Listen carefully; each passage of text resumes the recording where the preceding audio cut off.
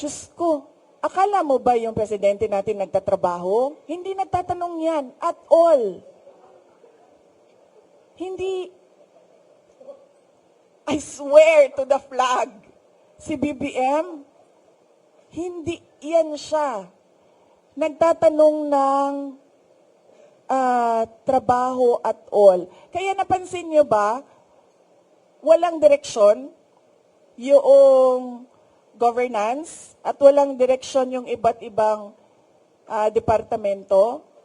Bakit? Kasi he doesn't give he doesn't command. He doesn't command, he doesn't ask, he doesn't say that, look, there's a Philippine development plan and what are you supposed to do about this? Akala niyo ba yung ginawa ko sa DepEd, galing yun kay BBM? Hindi, akin yun. Lahat. Kasi he did not give any orders at all.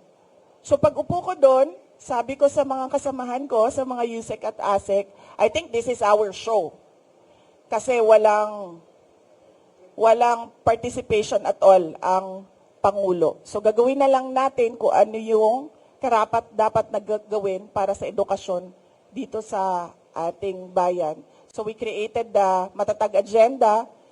We followed through with the Matatag Curriculum. At unfortunately, hindi kami natapos kasi, yun nga, nag-decide ako na I don't deserve the attacks that were thrown at me by the administration. Kasi ako na nga lang siguro yung kaisa-isa dong nagde-deliver para sa cabinet ni BBM. Tapos ganun pa yung gagawin nila sa akin. O di, nung nawala ako, edi wala na. Wala na siyang accomplishment at all.